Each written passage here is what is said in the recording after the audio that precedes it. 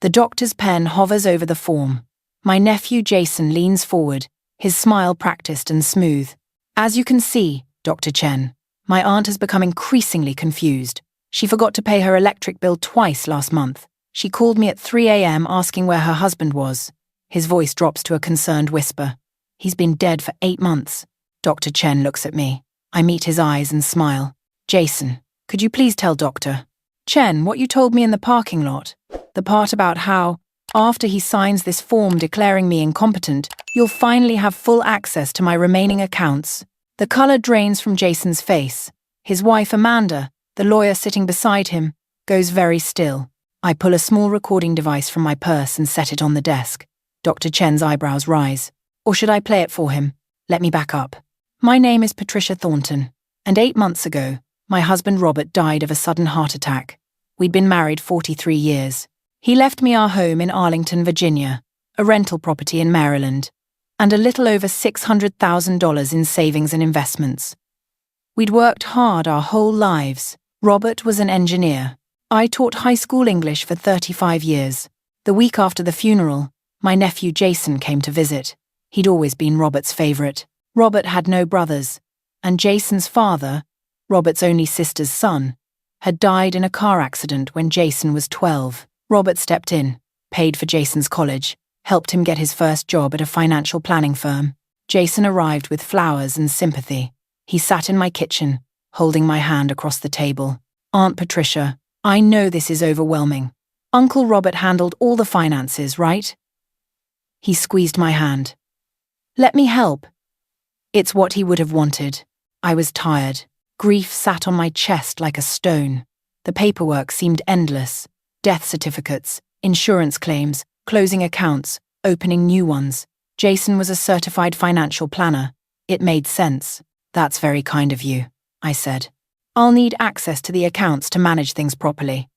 We'll set up a joint account for easier transfers. And you should sign a power of attorney, just in case anything happens. You're not getting any younger, Aunt Pat. He laughed when he said it, like it was a joke. But his eyes were serious. I hesitated. Something felt off. But grief makes you doubt yourself. Maybe I was being paranoid. Let me think about it, I said. His smile tightened. Of course, take your time. He came back 3 days later with his wife Amanda. She worked at a law firm in D.C., corporate law, always dressed like she was about to argue before the Supreme Court. She'd never liked me much. The feeling was mutual. Jason tells me you're hesitating about the power of attorney, Amanda said, settling into my living room sofa like she owned it. I brought the paperwork. It's standard stuff. Every responsible adult has one. I'm not comfortable giving anyone complete control of my finances, I said. It's not complete control, Jason said quickly. It's just so I can help you. Pay bills, manage investments. You trust me, don't you? Uncle Robert did. There it was, the guilt card. If I said no, I was saying I didn't trust Robert's judgment. I'll think about it, I said again. Amanda's expression hardened. Over the next month, Jason called twice a week. Casual at first, then more insistent. He started pointing out things. The lawn needed mowing. Had I meant to wear 2 different shoes to church? Did I remember our lunch appointment? I hadn't forgotten any lunch appointment. We'd never made one. That's when I started paying attention. I began checking my bank accounts daily. At first, everything looked normal. Then, I noticed small transfers. $500 here, $300 there, always to an account I didn't recognize. When I called the bank, they told me those transfers were authorized by the joint account holder. What joint account holder? I drove to the bank. The manager, a young man named David Reeves, pulled up my records. You added Jason Thornton as a joint account holder 6 weeks ago, Mrs. Thornton. See, here's your signature. I looked at the signature card. It looked like my signature, but I'd never signed it. I need to see the security footage from that day, I said. David shifted uncomfortably. I'm not sure we can. Either you show me, or I call my lawyer and the police. Your choice. He showed me. The footage showed Amanda walking into the bank with papers. She'd signed my name. The teller hadn't asked for ID because Amanda had presented herself as my attorney and said I'd authorized it. I sat in David's office, staring at the screen. My hands were shaking. Not from fear. From rage. I want that account access removed immediately, and I want a new account that Jason knows nothing about. Transfer everything there. David nodded. I'm so sorry, Mrs. Thornton. I'll file a fraud report. Not yet, I said. Don't file anything yet. He looked confused, but I had my reasons. If Jason knew I'd discovered the theft, he'd lawyer up, destroy evidence, claim it was all a misunderstanding. No, I needed to be smart about this. I went home and did something I should have done weeks earlier. I called my best friend Margaret. Margaret had been my teaching colleague for 20 years. After retirement, she'd volunteered with an elder advocacy group. She'd seen every scam, every manipulation tactic. When I told her what was happening, she didn't act surprised. How much has he taken so far, she asked. About $47,000 over 6 weeks. Patricia, listen carefully. This is going to get worse. These things always do. You need to document everything. Every call, every visit, every transaction. Get a lawyer. A real one, not Amanda. I know a lawyer, I said. Sarah Chen had been in my honors English class 25 years ago. She was now a partner at a firm that specialized in elder law and fraud cases. I met Sarah at her office the next morning. She listened to everything, taking notes. Your nephew and his wife have committed several crimes, Sarah said. Forgery, fraud, theft, possibly identity theft. But here's the challenge. Right now it's your word against theirs. They'll claim you authorized everything and forgot. They'll paint you as a confused old woman. So, what do? We build a case. You document everything. Record conversations. Virginia is a one-party consent state, so that's legal. Save emails, texts, everything. Keep notes of every interaction with dates and times. I'll hire a forensic accountant to trace the money, and you let him keep stealing. I stared at her. What? If he stops now, he might get away with claiming it was a misunderstanding. But if he continues, if he escalates, we have a pattern of behavior. It proves intent. It was risky. But Sarah was right. So I set the trap. I opened the new account David helped me with and transferred most of my remaining funds there. I left $50,000 in the compromised account. Bait. Then I called Jason. I've been thinking, I said, my voice tired. You're right. I do need help. This is all too much. His relief was audible. I'm so glad you're being reasonable, Aunt Pat. I'll come over tomorrow. We'll get everything sorted out. He arrived with Amanda and a stack of papers. Power of attorney. New account agreements. Even paperwork to add him to the deed of my house. This is just for protection, he said. If something happens to you, the house won't have to go through probate. I almost laughed. They weren't even being subtle anymore. I signed nothing. Instead, I started asking questions. Where exactly has my money been going? I see these transfers, but I don't understand them. Jason exchanged a glance with Amanda. Investment opportunities. High-yield bonds. They're complicated, but trust me, they're making you money. Can I see the account statements? They're in my office. I'll bring them next time. He never brought them, because they didn't exist. Over the next 3 months, I watched the account. Jason transferred another $30,000, always in amounts under $10,000 to avoid bank reporting requirements. Smart, but not smart enough. I recorded every conversation. Every time Jason called, I had my phone recording. Every time he visited, I had a small camera hidden in the bookshelf Margaret helped me install. The recordings were damning. Jason talking about our money, Amanda coaching him on how to manipulate me, both of them laughing about how I'd believed Jason had my best interests at heart. She's so grateful, Jason said in one recording. She actually thanked me yesterday for taking care of things. Amanda's laugh was cold. By the time she figures it out, if she ever does, the money will be gone and she'll be in a care facility. No one listens to confused old people. That recording, that particular phrase, gave Sarah everything she needed, but Jason wasn't done. The theft was one thing. What came next was worse. 4 months after Robert's death, Jason started a new campaign. He began telling people I was declining. He told my neighbors I'd gotten lost driving to the grocery store. He told my church friends I'd asked him the same questions over and over. He told my daughter, Emma, who lived in California, that he was worried about me living alone.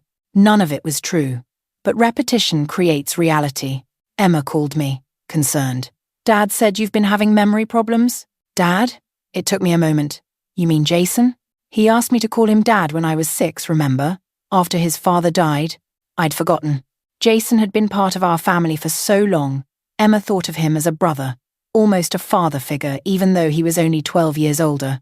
Emma, I'm fine. Jason is lying. Mom, he's worried about you. He says you're not yourself. Honey, Jason is stealing from me. Silence. Then, carefully, Mom, are you sure? Jason would never. I'm sure. I have proof. But I could hear the doubt in her voice. Jason had gotten to her first. Planted seeds. Now my own daughter wondered if I was paranoid. That hurt worse than the theft. I tried a different approach with Emma. I sent her the bank statements, the recordings, everything. She called back 3 days later, her voice shaking. Mom, I'm so sorry. I should have believed you immediately. You're not the one who needs to apologize. Emma flew out the next week. She sat in my living room, listening to the recordings, looking at the evidence Sarah had compiled. What are you going to do? She asked. I'm going to stop him, and I need your help. Emma and I worked out a plan. She would call Jason, tell him she was concerned about me, play into his narrative. She'd suggest that maybe I needed a medical evaluation. Jason jumped at it. I've been thinking the same thing, he told Emma. I know a doctor who specializes in cognitive decline. Of course he did. The appointment was set for the following Thursday. Dr. Martin Chen, a geriatric psychiatrist. Jason offered to drive me. I accepted. But I did some research on Dr. Chen first. He had a questionable reputation. Several families had filed complaints about him diagnosing dementia too readily, usually at the request of family members seeking to gain control of an elderly relative's assets. Nothing proven, but enough smoke to suggest fire. I called Sarah. This is the move. He's going to try to get me declared incompetent. Are you ready? I'm ready. The night before the appointment, I couldn't sleep. Not from anxiety, from anger. Jason had been family. Robert had loved him, mentored him, paid for his education. And this was how he repaid that love, by stealing from me, by trying to have me declared insane. I thought about all the times I'd defended Jason to Robert when he worried Jason was too focused on money, too calculating. I'd told Robert he was being unfair. Turned out, Robert had seen clearly what I'd missed. Thursday morning, Jason picked me up. He was cheerful, chatty. He'd already won, in his mind.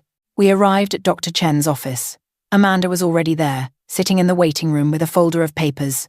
I thought you might need an attorney present, she said, just to make sure everything is properly documented. How thoughtful, I said. Dr. Chen called us in. His office was designed to look warm and comforting, but I noticed the degrees on the wall were from universities I'd never heard of. Mrs. Thornton, your nephew tells me he's concerned about some changes in your behavior. What changes would those be? I asked. Jason jumped in. Aunt Patricia, you know we've talked about this. The forgotten bills, the confusion about dates, calling me at odd hours. I've never called you at odd hours. You called me at 3 a.m. last week asking where Uncle Robert was. That's a lie. Dr. Chen made a note. Jason gave me a pitying look. See? She doesn't remember. I don't remember because it never happened. Show me your phone log. Jason's smile faltered. I don't have to prove. Show him your phone log, Jason. Amanda put her hand on Jason's arm. Dr. Chen, as you can see, Patricia is becoming agitated and defensive. These are classic signs of being accused of something I didn't do, I said. Dr. Chen, I'd like to take a cognitive assessment. A real one. Not whatever version my nephew has paid you to say I failed. Dr. Chen's expression shifted. Mrs. Thornton, no one has paid me to. Then you won't mind if I record this appointment? I pulled out my phone. Virginia is a one-party consent state. I'm informing you now that I'm recording. Jason stood up. This is ridiculous. Aunt Patricia, put the phone away. Sit down, Jason. Something in my voice made him sit. Amanda looked uncertain. Dr. Chen cleared his throat. Perhaps we should reschedule. No. We're going to finish this now. You're going to examine me. Properly. And you're going to provide an honest assessment, because if you don't, I'll be filing a complaint with the medical board, along with evidence that you've been falsely diagnosing patients At the request of family members seeking financial control, Dr. Chen went pale. I have statements from 3 families willing to testify. Would you like me to name them? I wouldn't have actually named them. Sarah hadn't shared that information. But I was betting Dr. Chen wouldn't call the bluff. He didn't. Mrs. Thornton, I assure you, I conduct all my evaluations with complete integrity. Wonderful. Then evaluate me. He did. Memory tests, problem-solving exercises, questions about current events, and recent history. I passed every single one. When he finished, he couldn't quite meet Jason's eyes. Mrs. Thornton shows no signs of cognitive impairment. She's sharp as anyone I've assessed. Jason's face flushed red. That can't be right. She's clearly fine, Dr. Chen said firmly. I won't be providing any documentation suggesting otherwise. That's when I played the recording. The one from the parking lot, where Jason had told Amanda, once Chen signs off on her being incompetent, I can liquidate everything. The house alone is worth $500,000. She doesn't need that much to live in a nursing home. The silence in that office was absolute. You recorded me, Jason said finally. I recorded a lot of things, 6 months worth. Every conversation, every transaction, every lie. Amanda was already standing, gathering her things. We're leaving. Don't contact us again. Oh, you'll be contacted, I said. By the police and the Virginia State Bar, since you forged legal documents. I stood and walked out. Dr. Chen followed me. Mrs. Thornton, I want you to know, I had no idea. Yes, you did, but I'm willing to let it go if you cooperate with the investigation. Otherwise, I'll make sure every family whose loved one you falsely diagnosed knows exactly what you've been doing. He cooperated. I drove myself home. My hands were steady on the wheel. I called Sarah. It's done. He showed his hand completely. I'll call the police. Are you ready for what comes next? I'm ready. The next week was chaos. Sarah filed the criminal complaint with evidence from the forensic accountant, the bank, the recordings, everything. The police arrested Jason at his office. They arrested Amanda at hers. The charges included fraud, forgery, theft, attempted exploitation of an elderly person, and conspiracy. The newspapers covered it. Financial planner accused of elder fraud. Jason's firm fired him immediately. Amanda was suspended from practicing law, pending investigation. My phone rang constantly. Reporters wanting comments. Former clients of Jason's asking if they'd been scammed too. Some of them had been. The forensic accountant found similar patterns in 3 other elderly clients' accounts. Emma flew out again. She held me while I cried. Not from sadness, from relief. From the release of 6 months of pretending to be vulnerable when I was actually just gathering ammunition. I'm so proud of you, Mom, Emma said.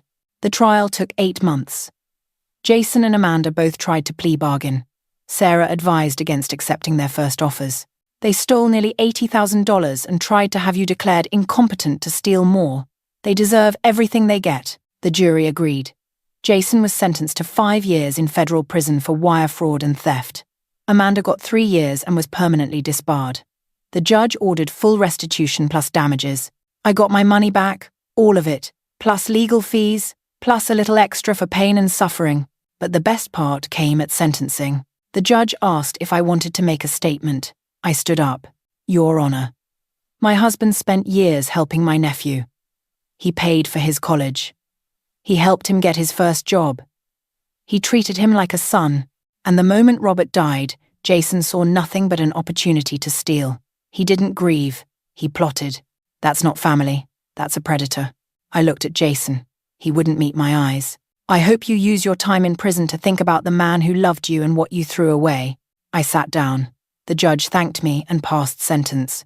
It's been 2 years since then. I still live in my house in Arlington. Emma visits twice a year. Margaret and I have coffee every Tuesday. I started volunteering with Sarah's law firm, helping other elderly victims of financial exploitation. I speak at senior centers about warning signs, about protecting yourself, about not being ashamed to get help.